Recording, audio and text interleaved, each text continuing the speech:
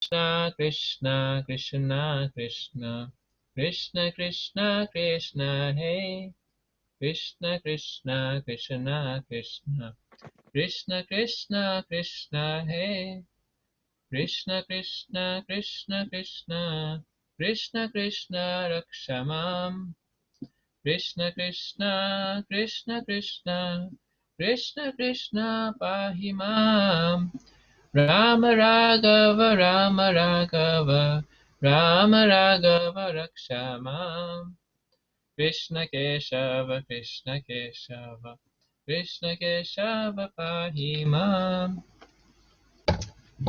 So this week we're reading the description of autumn, which is chapter 20, and we are starting from the paragraph which is just couple of paragraphs in from the beginning, which begins, clouds are accumulated water. Is that right, Prabhu? Jai Prakash Prabhu? Yeah.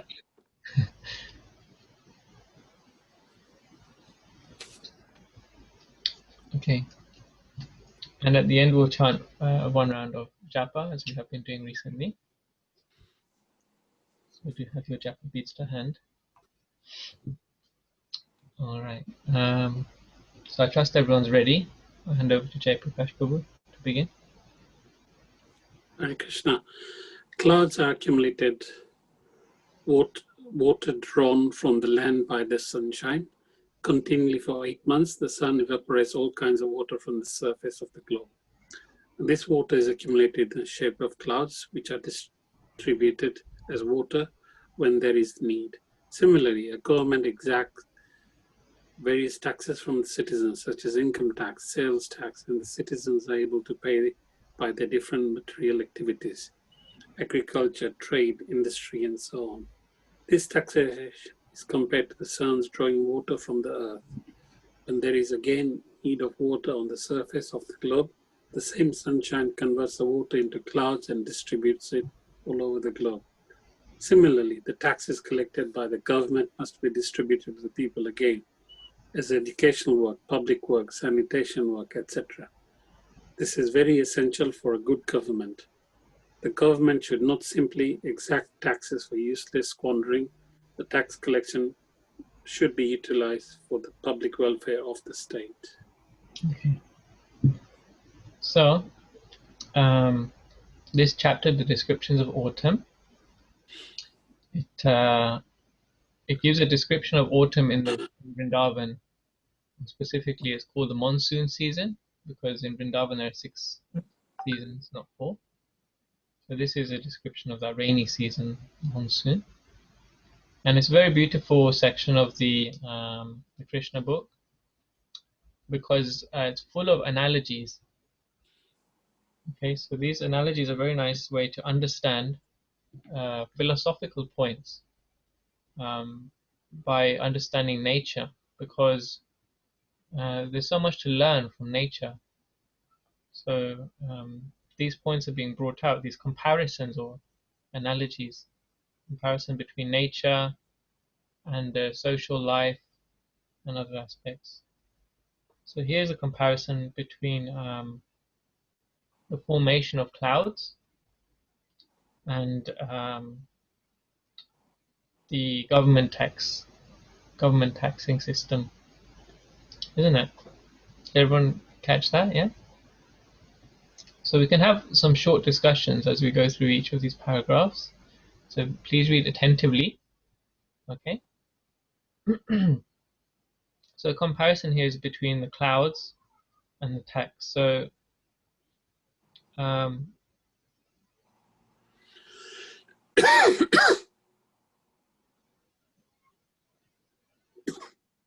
so it's explained here that the clouds, what is the job of the clouds? How are the clouds formed?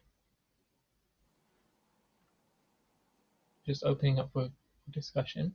How are clouds formed? So the water evaporated from the land? Yes. And how is that water evaporated? By heat, warm weather? Yeah, by the heat of the sun, yeah. Okay, so how do we compare that to tax then? How would it work in the case of tax?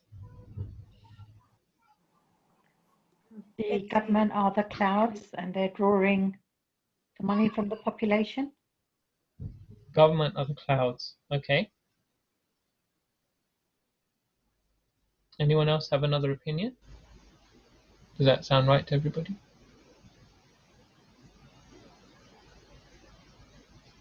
I was thinking that maybe this is right or wrong, I don't know. I was thinking that the government is like the sun. Mm. Because the sun is what extracts the water from the land and then redistributes it. Sorry, extracts water from like reservoirs of water, lakes and rivers, and then it redistributes the water. Does that make sense? So the government is like the sun. So sun is considered to be very powerful. So government has that power, isn't it? And so what does Prabhupada say that good government will be able to do?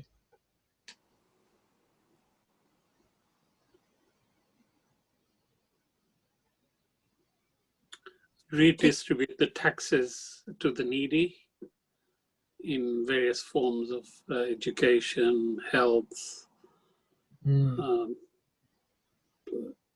those sort of programs. So basically giving the money back to the public for public use. Yeah, that's right. So we've seen lots of different types of governments over history. Some have been very good. Many have been very, very bad. Okay. So this is the basic job of the government is like this, isn't it? It's like the job of the sun to distribute water. Yeah. The job of the clouds to distribute the water. Okay. Does anyone like to comment or question on that? Can you think of an example of a good scenario or a bad scenario where this has been done or not done? Can you give an example? Hmm? Yeah, in when Ramchandra was king, he was such a good example of a king that, you know, during his kingdom, he would go out disguised to just go around and see if his citizens were happy or if there was anything, that he would help them to do. So it was a very good example. Like once he was walking around and one of the washermen was talking about Sita Devi, that, you know, she was taken by Ravan, and if my wife was taken away by somebody, I wouldn't take her back. So just listening to that, Ram acted on it, and then he sent Sita Mataji to the one. So it's just a good example how he was willing to do and sacrifice his own thing for the citizens. So it's although there was in Satyuga, but it's such a good example of how he was following the religion. Although he was the personality of Godhead, but he was teaching by his example to the upcoming kings how to follow the religion towards the citizens.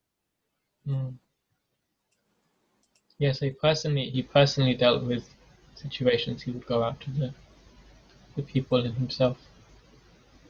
Okay.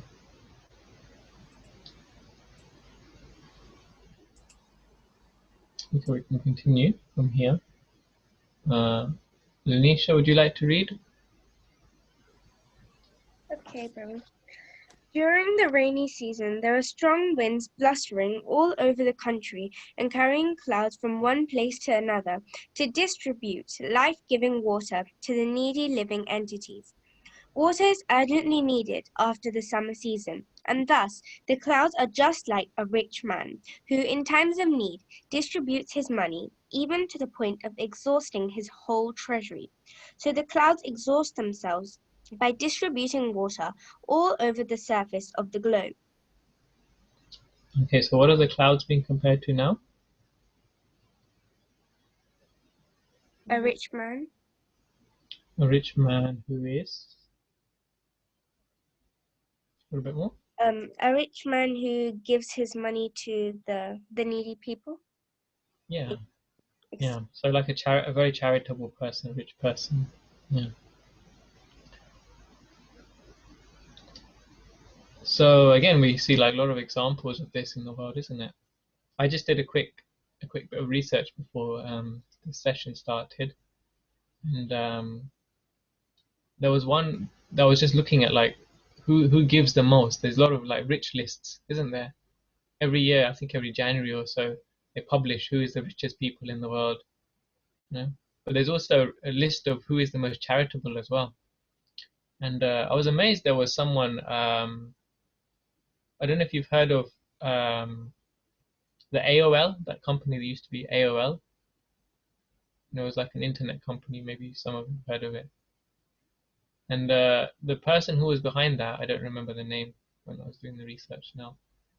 But he made this pledge to give as much of his wealth away as possible. And he gave something like $6 billion away, and he himself was left with $1 billion. So he actually gave away more money than he personally kept. And so there's some really amazing stories like that, you know. But here the example is even more, because how much do the clouds give away? How much water do they give away? They give All the water till they get exhausted. They give all the water away, yeah. So can anyone think of an example of that? Anyone who's given everything away? A mother, Okay, but specifically in terms of wealth, I guess you can say mother as well. Yes, definitely. Bali Maharaj. Bali Maharaj. Yeah. Yeah, Bali Maharaj. He gave away everything he had. He gave away all his possessions. Yeah. So does everyone know the story of Bali Maharaj? Who doesn't know? It's okay if you don't know. I think everybody knows. Another one I could remember was the Dachi. Has anyone heard of the Dachi Muni? He gave away his bones in charity. Can you imagine giving away? Can we just imagine? Someone comes to you. Actually, it was Indra. He came to the Dachi and he said, "I'm having trouble fighting a demon whose name was Vritasura, and the only way I can defeat him is with the bones." Vishnu told him to go to the Dachi and ask for his bones because his bones were so strong that they could make a thunderbolt that he could defeat Indra. That's why they could defeat Vritasura. So the Dachi was a great sage, and he realized that actually I don't need this body anymore because the body has to go at some point. So he donated his body, he donated his bones because no one can live without bones. So he left his body, he went back to the spiritual world so that he could donate his bones to Indradev. So that's like, you know, extreme charity. Like the clouds. And even Bali Maharaj is another wonderful example, isn't it? He gave everything to Vamandev. Okay, so who is the next reader? Panchali? Hare Krishna. Hare Krishna. When Maharaja Dasharatha, the father of Lord Ramchandra, used to fight with his enemies, it was said that he approached them just like a farmer uprooting unnecessary plants and trees. And when there was need of giving charity, he used to distribute money exactly as the cloud distributes rain. The distribution of rain by clouds is so sumptuous that it is compared to the distribution of wealth by a great magnificent person. The clouds' downpour is so profuse that the rains even fall on rocks and hills and on the oceans and seas where there is no need water. The clouds resemble a charitable person who opens his treasury for distribution and who does not discriminate whether the charity is needed or not. He gives in charity open-handedly. Okay. So this paragraph has a few examples. So what's the first one of Maharaj Dasara? compared to. Yeah.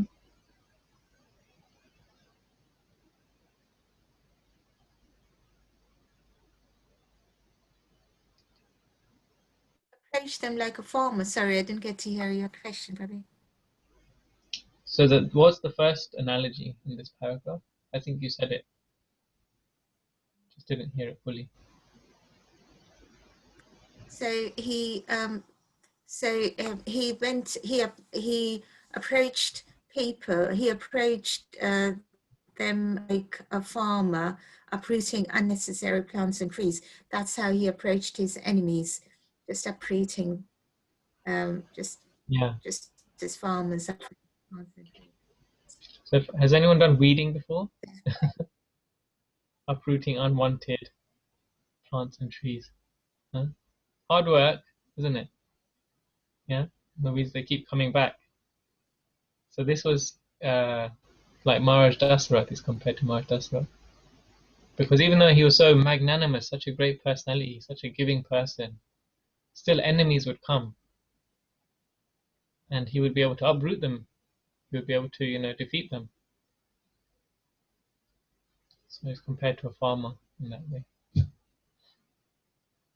And then another example is given. So already we spoke about the charity of a person. It's like a rain cloud. The paragraph says a little bit more about that in the last few sentences. I read a wrong word, Prabhuji. I read distribution of wealth by a great, I think I read it as magnificent. It's actually munificent. Yes, munificent. What does that mean? Munificent. I think it means similar thing, isn't it? Yeah, it's very similar. Like someone who's very giving, yeah? Lord Chaitanya is known as very munificent incarnation of Krishna. What does he give?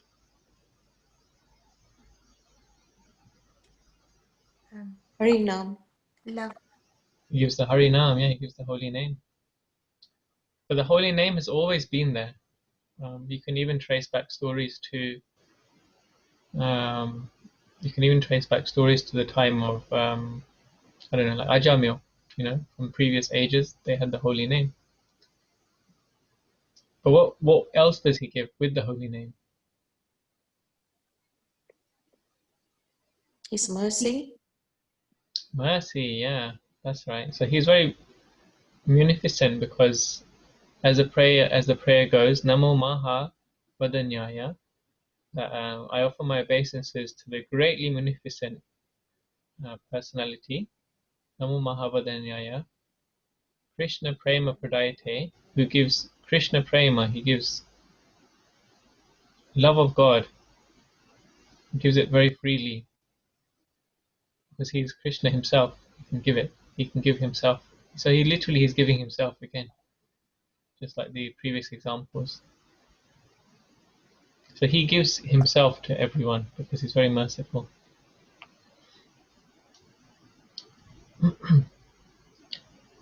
Okay.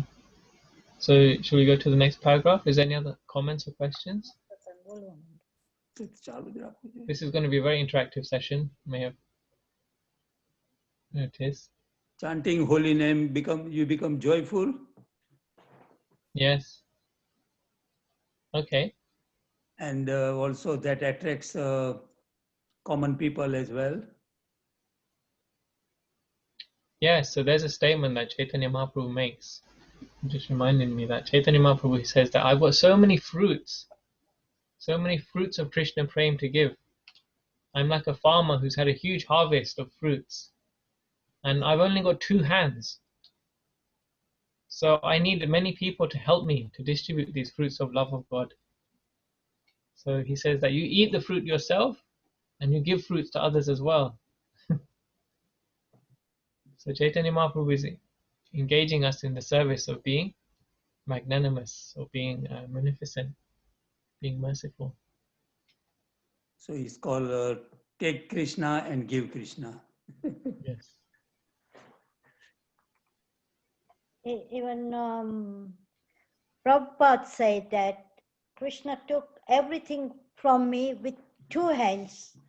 But then when he gave me with 10 hands. So I cannot take it, hold it in my 2 hands. So I need all my disciples and everybody to help me too.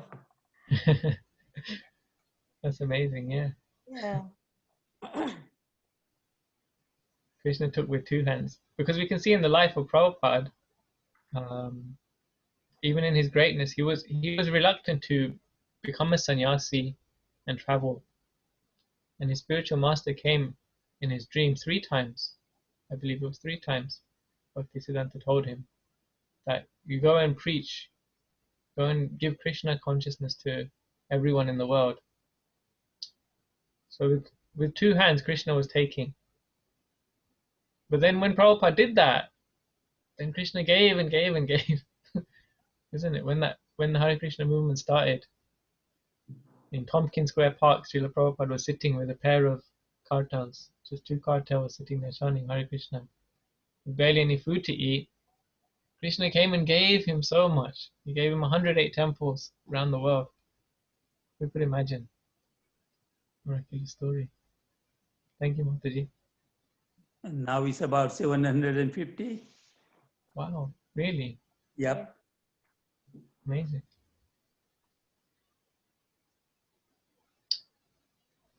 So even after Srila Prabhupada left this planet, how many more temples opened? Yeah. That's power. So that's power of Harinam distributed by Srila Prabhupada. That's right, yeah.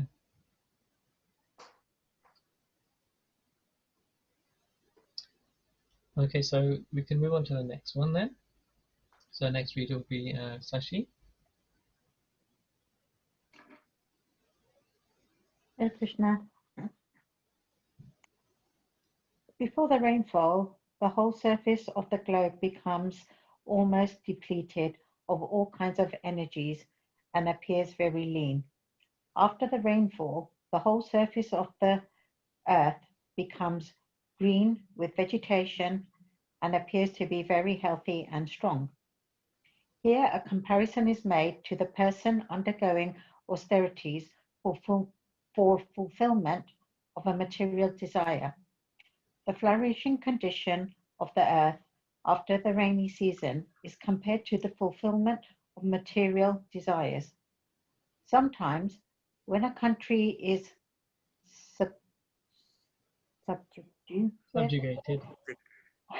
by an undesirable government, persons and parties undergo severe penances and austerities to get control of the government, and when they attain control, they flourish by giving themselves generous salaries. This temporary profit is like the flourishing of the earth in the rainy season. Actually, one should undergo severe austerities and penance only to achieve spiritual happiness. In Srimad Bhagavatam, it is recommended that tapasya or austerity should be accepted for realizing the Supreme Lord. By accepting austerity in devotional service, one regains his spiritual life, and as soon as one regains his spiritual life, he enjoys unlimited spiritual bliss. But if someone undertakes austerities and penance for some material gain, it is stated in the Bhagavad Gita that the results are temporary and that they are desired by persons of less intelligence. Thank you. Right, so this one may be a little bit more tricky to understand. Let's see.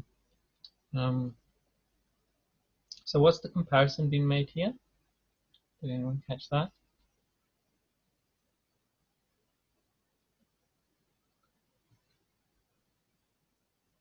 Or part of it? What was one part of the comparison? There's a comparison of nature and something. Is it the nature, or and then compared to the fulfillment of material desires. Yeah, it's along those lines. That's right. So fulfilling material desires is compared to what? Undergoing austerities. So so that's the complete point. So performing austerities for material desires, and what's that compared to? Anyone see that? The flourishing condition of the earth after the rainy season. That's right. So you see, with when there's I suppose we don't really have monsoon, so it's maybe difficult to compare. But like you see in spring, everything starts to flourish, isn't it? You know, so around March, April time, everything starts to flower, there's buds and everything starts to flourish again. Yeah. But then in due course of time through the year, it all goes back to summer, autumn, winter. So it's like that cyclical nature, the cyclical nature of the seasons. So that's compared to, as Mataji's have said, performing some austerity for material desires. Why is that the case? Why is it that if you perform austerity for material desire, it's cyclical or it comes and goes?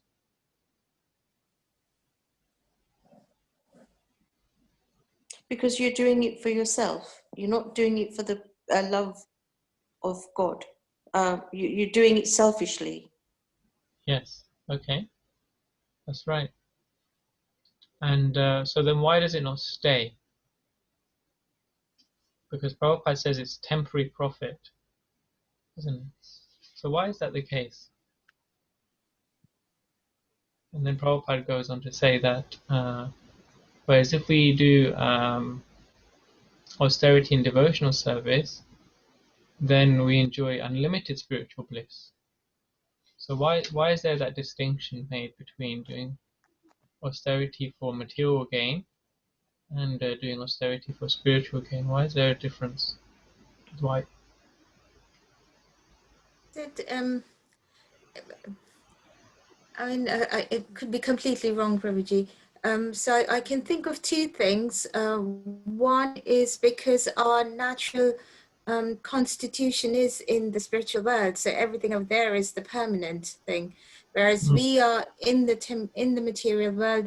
Our existence is temporary. So whatever comes to us is also temporary. It's not, there isn't any permanence attached to it. Anything that comes to us in the material world. So that could be one reason. The other is something which you also taught us in the Bhagavad Gita class in chapter 2, where Krishna says, any happiness that comes to us, they are like the seasons. They come and go, or happiness is always followed by sadness and vice versa. So nothing in this world, in the material world, is permanent. So if you are gaining something, you get something in the material world and you think you've got something, always remember that it has an expiry date to it. Yeah. Wow, I couldn't have explained it so well. Wasn't that really amazing explanation, everyone? Yeah. Yes. Yeah? Very I thought that was really amazing. Very amazing. I think you should start giving classes too, Panchali. It's all your teachings, Prabhuji, and Bhakti-Priya teaching and the other classes. Thank you to all of you. Yeah, some really amazing points you pulled out there. So yeah, so can we understand now why the difference between performing austerity for material reason and spiritual reason? Material is temporary, yeah? Because it's to do with the body, and the body ultimately finishes. But we're doing it for our mind, and the mind changes, we want something, we work hard for it, then we get it, and we don't want it anymore, we want something else. So this is very seasonal, and Bhagavad Gita talks about that in chapter 2. So yeah, you've raised some amazing points. I wouldn't have thought of all of this. Really nice explanation. Also austerity for material gain is not connected to Krishna. Yes, Prabhu, that's right. Yeah. It is not connected to Krishna. So it's like when we perform spiritual austerity, we're actually uncovering the material coverings of ourself. Because from the teachings of Bhagavad Gita, we understand we're a soul, isn't it? We're actually a soul. We're not the body. We're not this mind. We're not these senses. Yeah.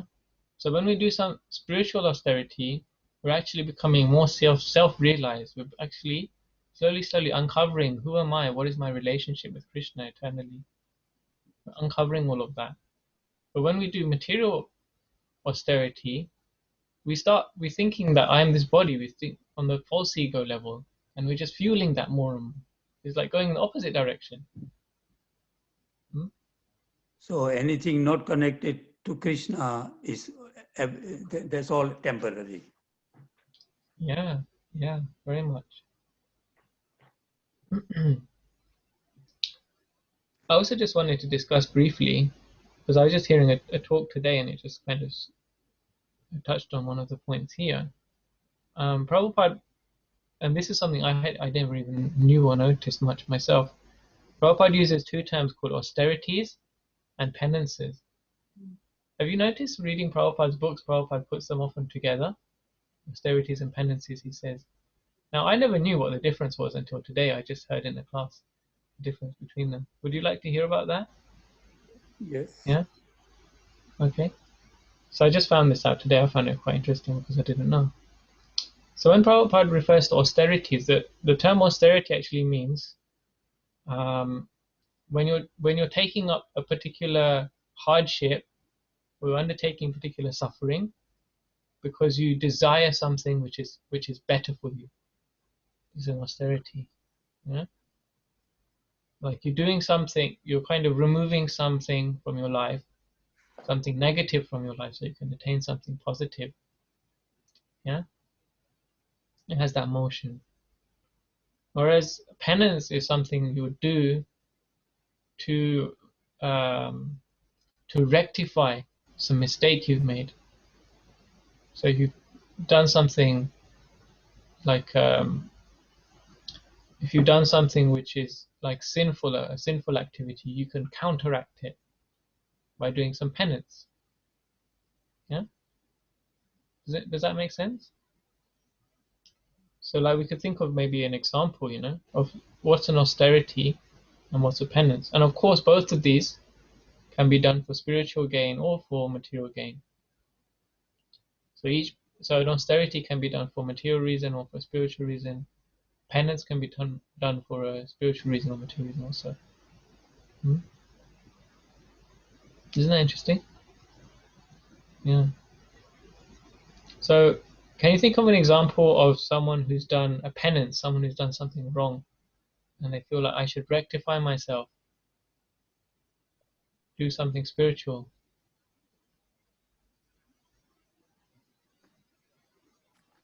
Prabhuji, can I try? Yes, sure. Okay, Kirti Mataji. So a penance in a material word would be, it reminds me of the various impositions we used to have when we were children. So if we did something wrong, we would have to write 100 lines of the same thing. And in the spiritual world, probably if I didn't do my chanting yesterday, then I would probably say, no, today I'll do double the rounds because I didn't do them yesterday. Okay. Yeah, makes sense. Yeah. And austerity is probably that I would give up meat just so that it helps me with my spirituality. Yeah, so undertaking a voluntary so-called suffering. So, yeah, and then the benefit is, of course, then you would be eating prasadam, or at least vegetarian food. Okay. Dhruv Maharaj did austerity to obtain the mercy of Krishna to get to his goal. And Ajamel did the penances. Yeah. After he found out, because at the time of death he just called, before he did all the sinful activities, so many, but when at the time of the death he called his son Narayan, and Narayan that came and all that, then he was he asked that he wanted to leave another chance to do penances, so he did rectified his sinful activities. Mm. You know, that's just reminding me, there's actually something very interesting, actually, in both those examples. Because what was the desire of, let's take Dhruva Maharaj, what was his desire in the beginning? Was it spiritual or material? Material. In the beginning, It's material. material beginning. Material. Yeah, because he wanted a kingdom that's bigger than Brahma's Yeah. kingdom, wasn't it? Yeah. So you see here, this is very interesting because his austerity was a material austerity, okay? But what made it spiritual? Or is it spiritual? I'll give an answer maybe. Think When what the Lord appeared and told him, ask whatever you want, at that time he realized that I don't want the kingdom. I mean, I want you, I saw you, I've got your darshan.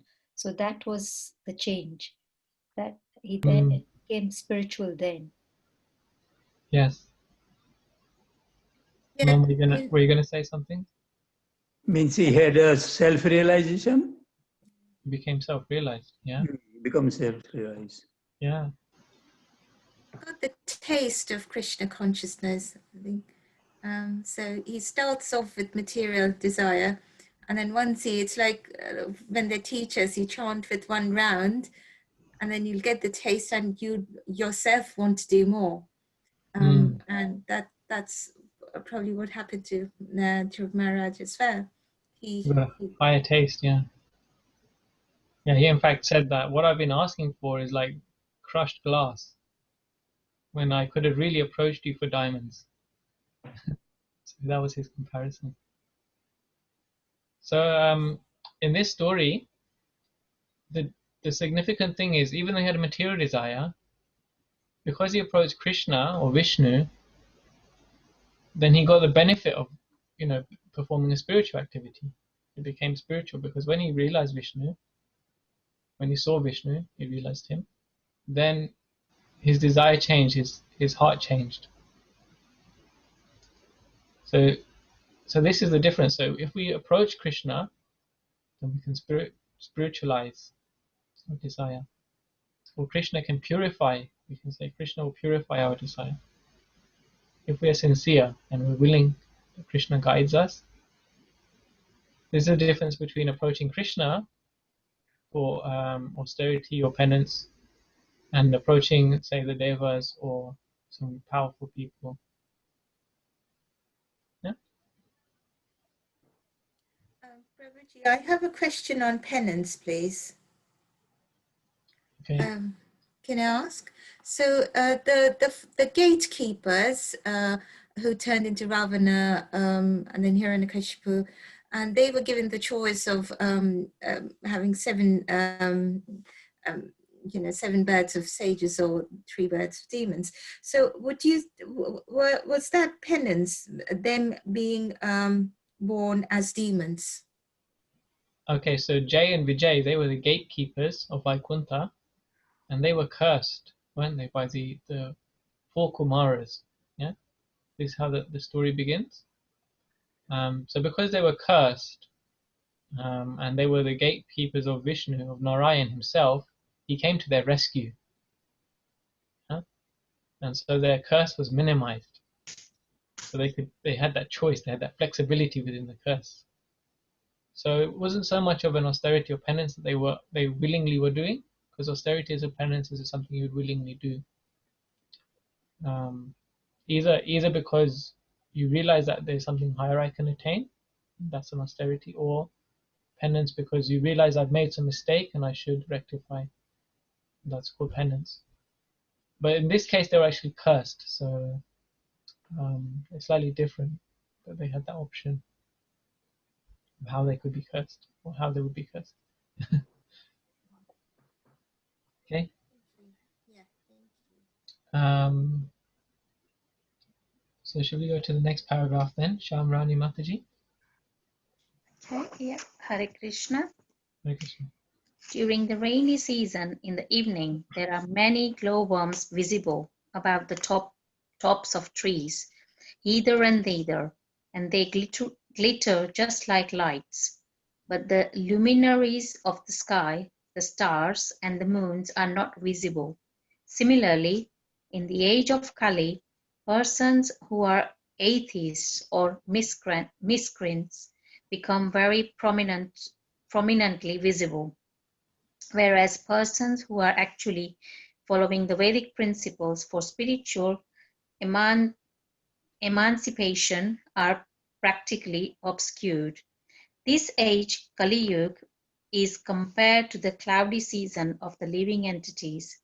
In this age, real knowledge is covered by the influence of material advancement of civilization. The cheap mental speculators, atheists, and manufacturers of so-called religious principles become prominent like the glowworms, whereas persons strictly following the Vedic principles or scriptural injunctions become covered by the clouds of this age. People should learn to take advantage of the actual luminaries of the sky, the sun, moon, and stars, instead of the glowworm's light. Actually, the glowworm cannot give any light in the darkness of night, as clouds sometimes clear, even in the rainy season, and sometimes the moon, stars, and the sun become visible. So even in this Kali Yuga, there are sometimes advantages. The Vedic moment of Lord Chaitanya's, the distribution of chanting the Hare Krishna mantra, is heard in this way. People seriously anxious to find real light should take advantage of this moment instead of looking forward the light of mental speculators and atheists. Wow. I thought that was really, really powerful, that particular section. So many things could be discussed here, but maybe if we could just stick to the essence of it. So what is the comparison made here between what and what? What type of luminaries? There's two types of luminaries.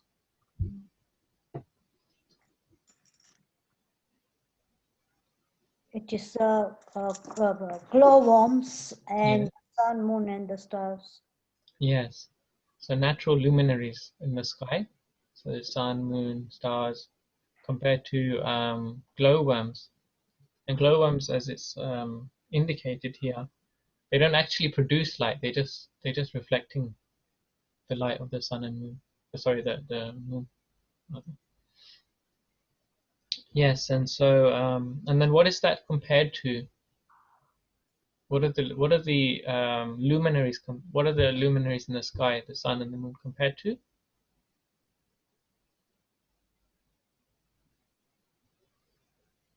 Or what is the glowworms compared to? Is it atheists? Yeah, atheists and mental speculators. Yeah, Miscreants. yeah. So basically, people who are diverting us from the goal of life. You could say. And then, so what is the real luminaries, the moon and the sun? What is that compared to? Chanting of the Hare Krishna mantra.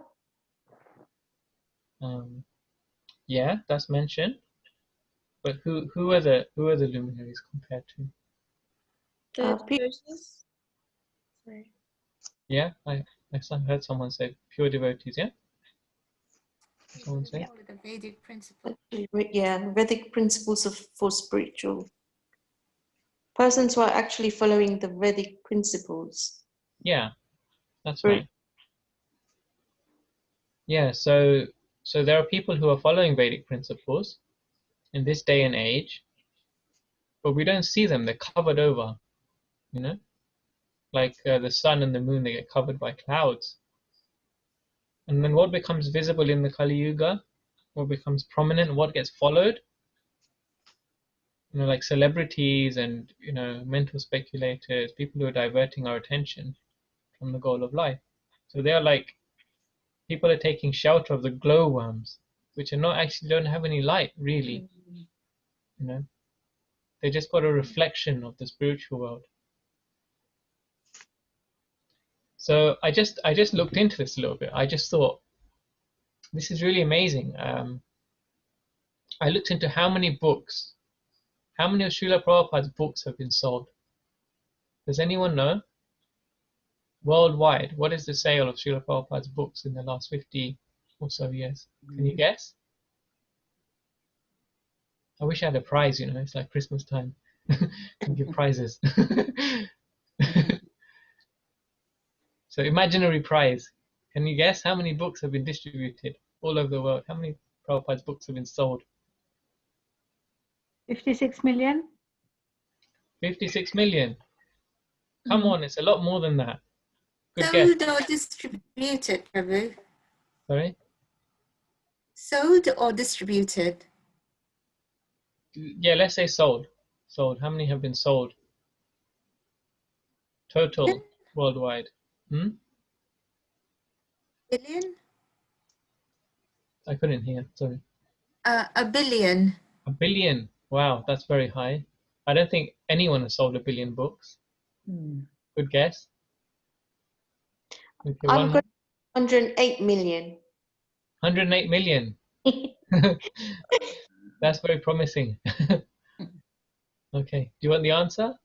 Or do you want to keep guessing it for the next 20 minutes?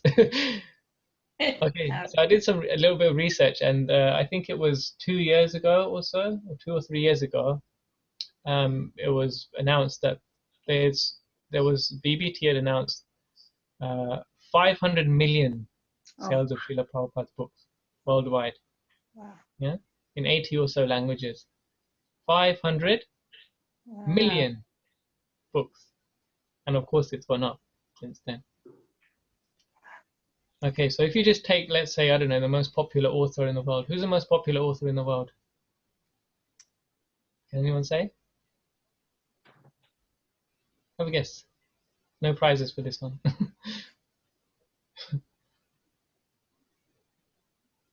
I think the Bible's the most printed book, isn't it?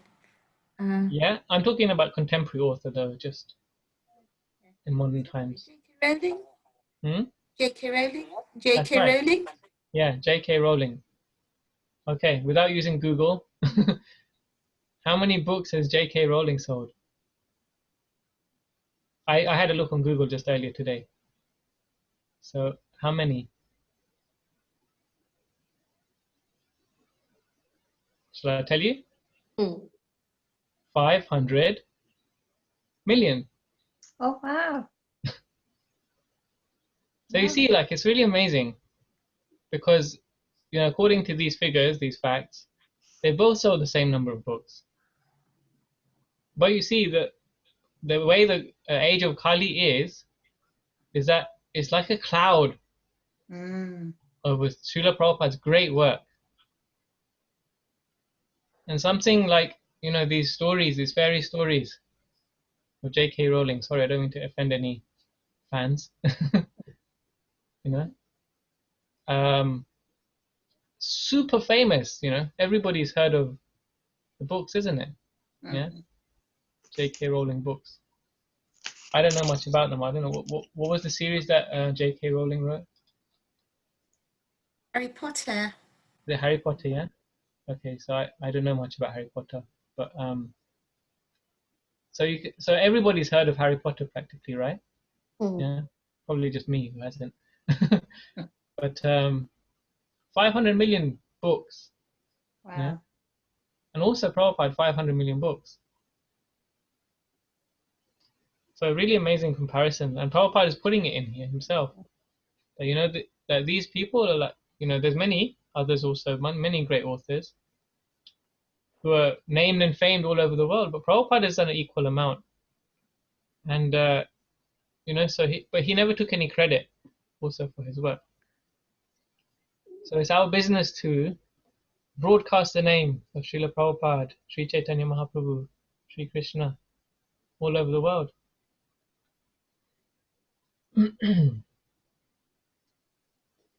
So yeah, Who is going to be there? Anyone have any comments or questions, reflections on that? Were you surprised? I was shocked. I was like, wow. Yeah.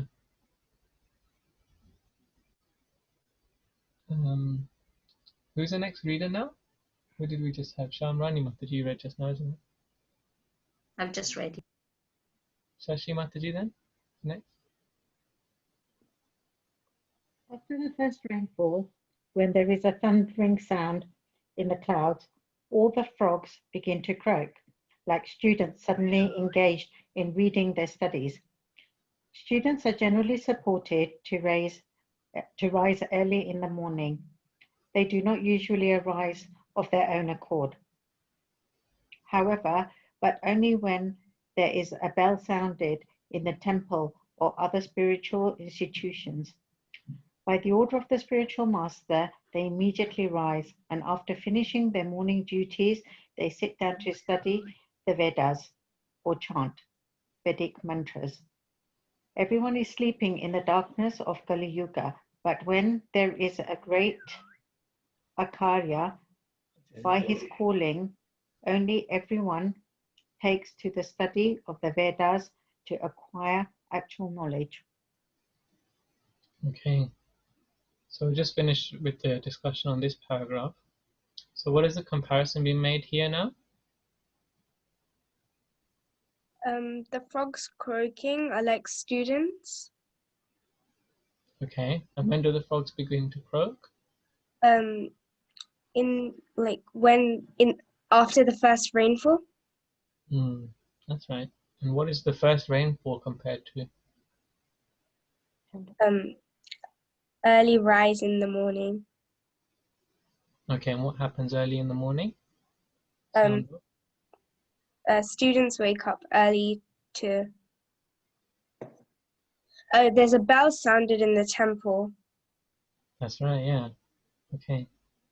And then Prabhupada goes on to make another example as well of the Kali Yuga. So the sound of thunder is compared to? Oh, the bell sound. Yeah, and at the end there's a different example that Prabhupada gives. So one example is the sound of the bell. I think the other example is in this Kali Yuga, we are all sleeping. We are all sleeping in the Maya. So then, There's a comparison against the thunder sound, and Prabhupada says that's compared to in the Kali Yuga as it's compared to the sound of Acharya and Acharya calling. Yeah, did you see that?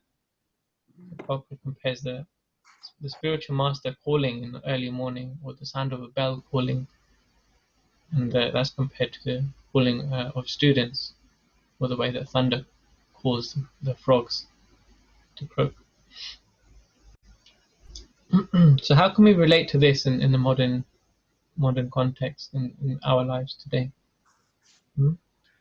Specifically, or even just in continuing from the last paragraph, once we made there. Any thoughts?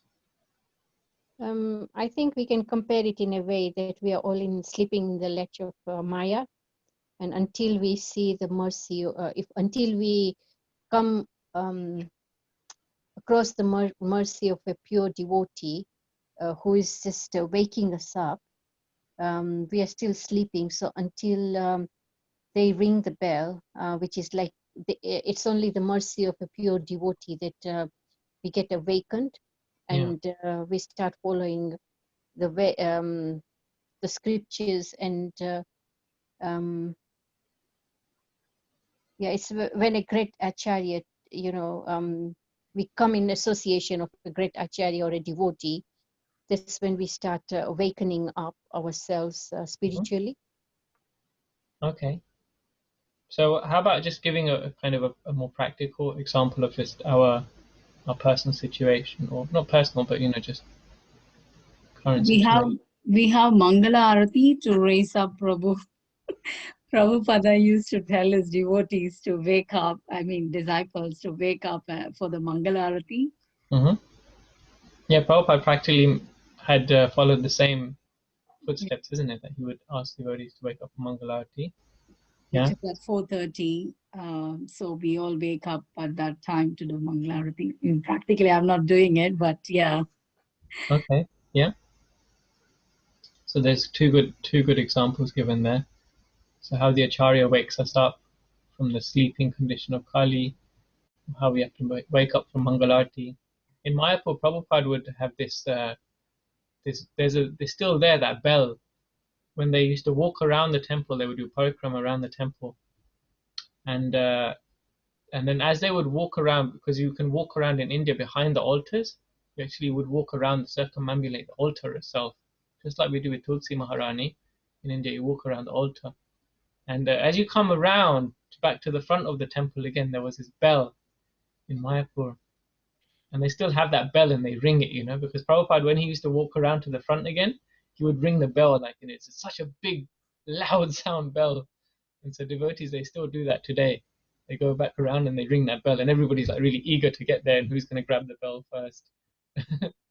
So everyone follows Srila Prabhupada around the temple room in that way. They carry Prabhupada's murti. So yeah, reminds me of that. One that I thought of, just because we're short of time, I'll just jump in here and share one. I was thinking how, there's the same number of sales for these, what is it, J.K. Rowling books, isn't it? Harry Potter books. And the same number of sales for Srila Prabhupada's books. So we've been the fortunate ones, actually, to hear the calling of the Acharya, to hear the calling of Srila Prabhupada, to somehow or other get in touch with the books of Srila Prabhupada, or his instructions, or his lectures, or his teachings. When so many people out there have, taken to the the fairy tale world of Harry Potter. I live in Watford personally, so if I go in one direction, I can go towards the Bhaktivedanta Manor Temple, and if I go to the other direction, there's like a Harry Potter what is it, like a studio or something, isn't it? I don't even know.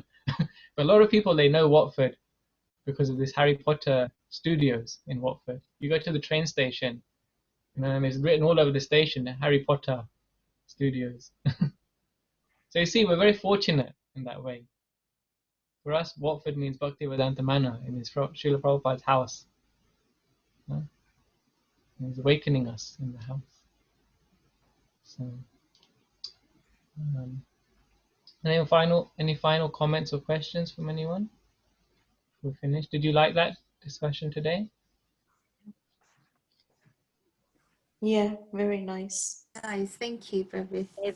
Thank you. Yeah. Okay, so thank you all for participating. Really appreciate it. Okay, so we'll continue this chapter and these descriptions of water.